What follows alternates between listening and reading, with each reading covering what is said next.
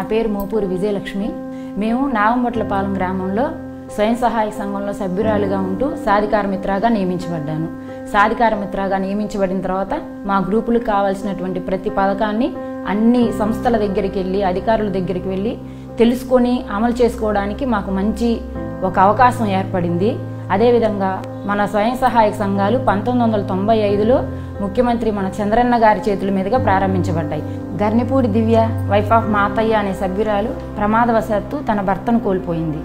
ఆ సందర్భంలో కూడా మన ప్రభుత్వం ప్రవేశపెట్టినటువంటి చంద్రన్న బీమా పథకం ద్వారా రావాల్సిన బీమా మొత్తాన్ని పొందింది.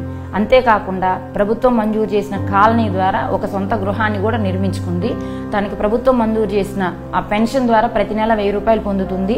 పసుపు కుంకుమ కింద ఇచ్చినటువంటి నగదుతోటి ఆ అమ్మాయి ఒక మిషన్ నేర్చుకుని తన సొంత కాళ్ళపై ఇక్కడే నిలబడి పుట్టింటికి కూడా వెళ్లకుండా అత్తామావనే తల్లిదండ్రుల్లాగా స్వయం సహాయక సంఘ సభ్యులందరూ ఆమెకు తోబుట్టువుల్లాగా నిలబడి ఆమెను ఈ గ్రామంలో ఉంచారు.